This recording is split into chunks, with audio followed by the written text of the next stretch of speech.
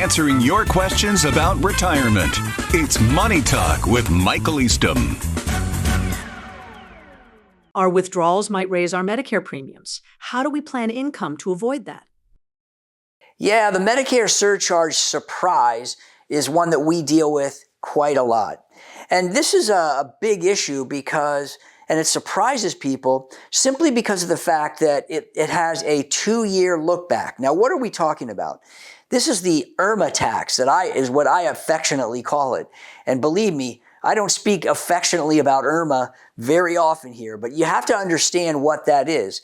Income-related Medicare adjustment amount. That means that your income was too high, and as a result, you're going to pay more for your Medicare premiums. And it's a challenging situation because I've seen people, a married couple, for example, their income is way too high, and next thing you know, they're paying $12,000 a year in additional Medicare costs. That's just the premium. So imagine how much that's going to affect your budget.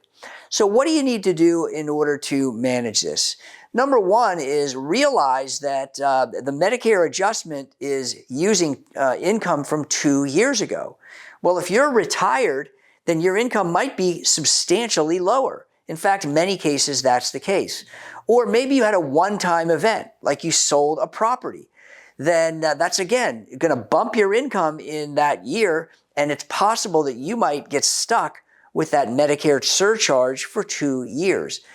The way that you can avoid that is there's a way that you can appeal that. And there's a form that the IRS provides that allows you to appeal when you've had a life-changing event that actually reduced your income in this year. So the onus is on you as the consumer to understand that that is the case. The other flip side is that you have to understand how they tax Medicare or how they increase the surcharges for Medicare.